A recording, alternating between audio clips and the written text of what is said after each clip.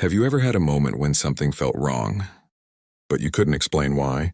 That's exactly where my story begins. One morning, I opened an email from my company, expecting a routine update, nothing unusual.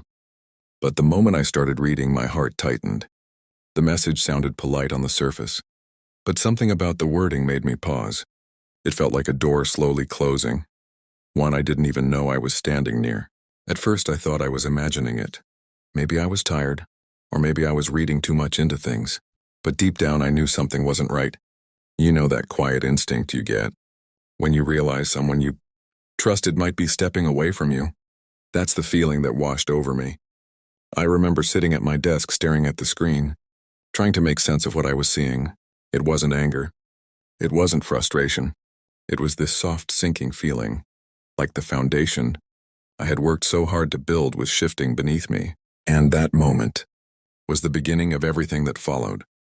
Before any of this happened, I genuinely believed I was building a future with this company. I had joined with so much excitement, and over time I grew into my role.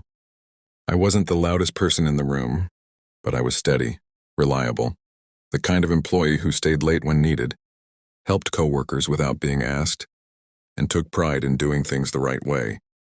There was a sense of comfort there, almost like the job was a second home. My team trusted me, my managers complimented my work, and I started to feel like I truly belonged. Those early days were full of hope. I thought my dedication meant something. I thought my company saw me as someone they valued, someone they wanted to grow with. So when things started shifting, it hurt more than I expected. Looking back, I can see how much faith I had placed in them. I believed that if I worked hard, stayed honest, and did my best, I'd be treated fairly. That belief made everything that came next feel even heavier. It wasn't just about work, it was about trust. And that trust was about to be tested. The moment everything shifted wasn't loud or dramatic. It happened quietly, almost too quietly. A few weeks after that strange email, I noticed something odd on my paycheck. It wasn't a huge change, but it was enough to make my heart pause.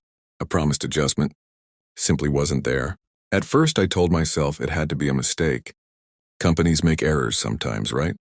But when I reached out for clarity, the responses felt vague, almost evasive. People who once seemed warm suddenly felt distant. Messages took longer to receive a reply.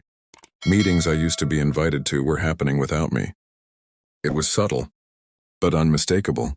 Little signs that the trust I thought we shared was fading. Then one conversation confirmed what I had feared. The company had quietly changed my compensation structure without telling me.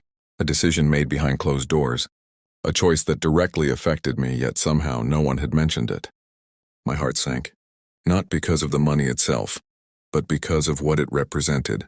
It felt like the place I had given so much to had taken advantage of my loyalty. They didn't just alter a number.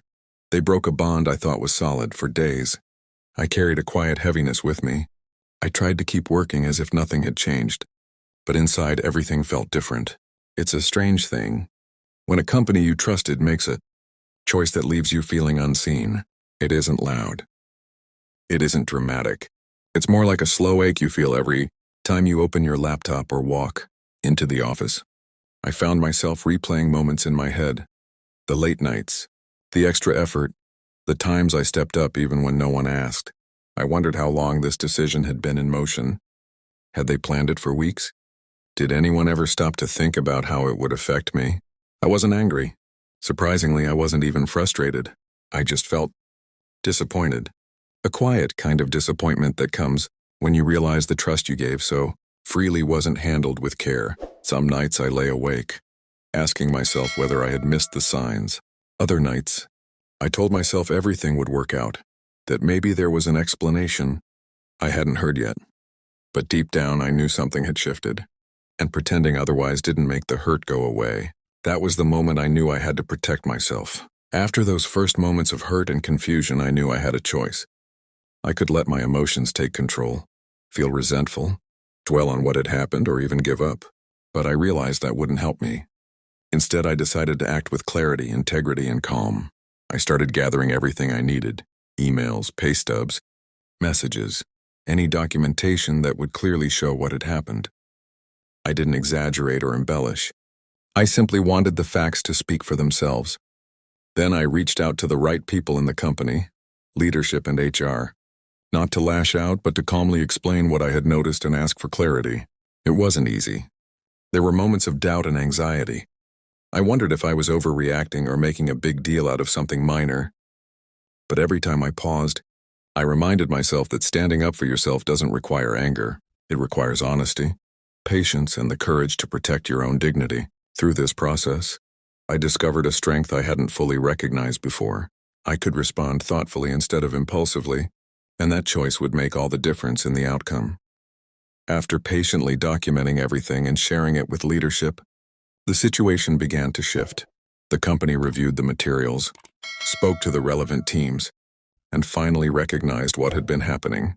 It wasn't an instant change, and there were no dramatic confrontations, just a quiet acknowledgement that fairness had not been upheld.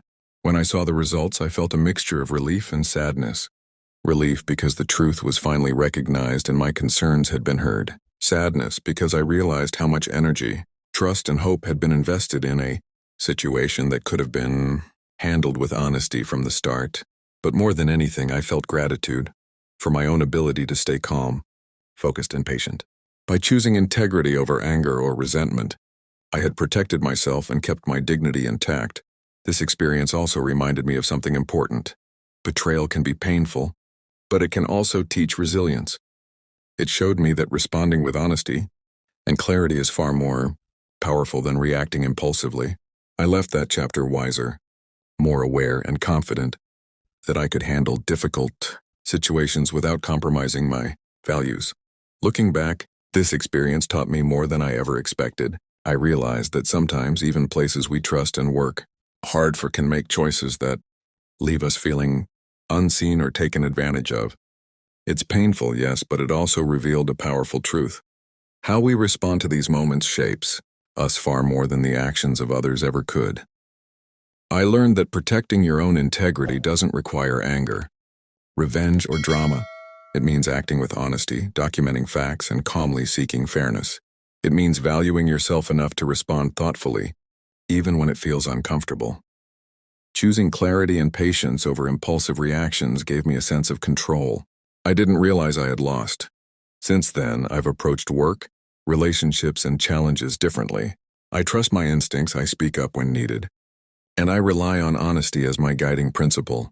I've seen that shortcuts or hidden agendas may offer temporary gains, but integrity and patience create lasting respect and peace of mind. So I want to ask you, if you were in my place, what would you have done? Share your thoughts below.